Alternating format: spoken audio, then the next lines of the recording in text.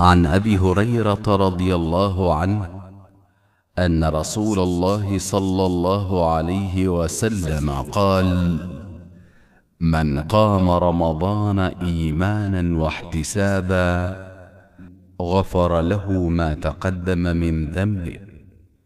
وعن سهل بن سعد رضي الله عنه أن النبي صلى الله عليه وسلم قال: في الجنة 8 أبواب، فيها باب يسمى الريان لا يدخله إلا الصائمون.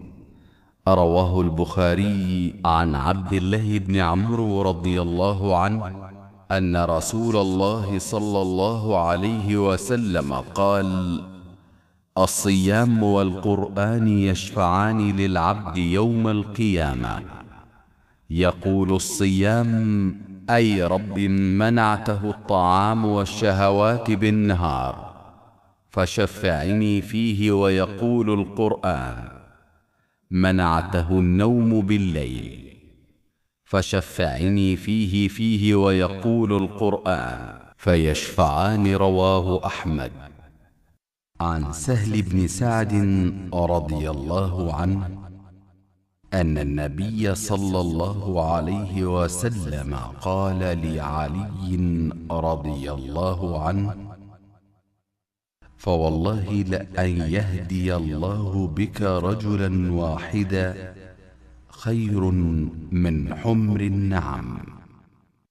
عن أبي هريرة رضي الله عنه قال: قال رسول الله صلى الله عليه وسلم: إذا مات ابن آدم انقطع عمله إلا من 3: صدقة جارية، أو علم ينتفع به، أو ولد صالح يدعو له.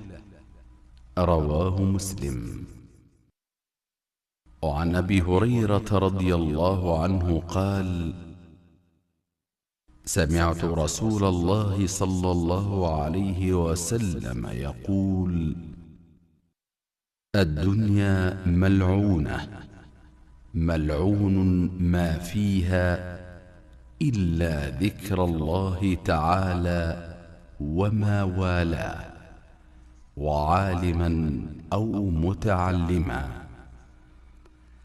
رواه الترمذي وقال: حديث حسن.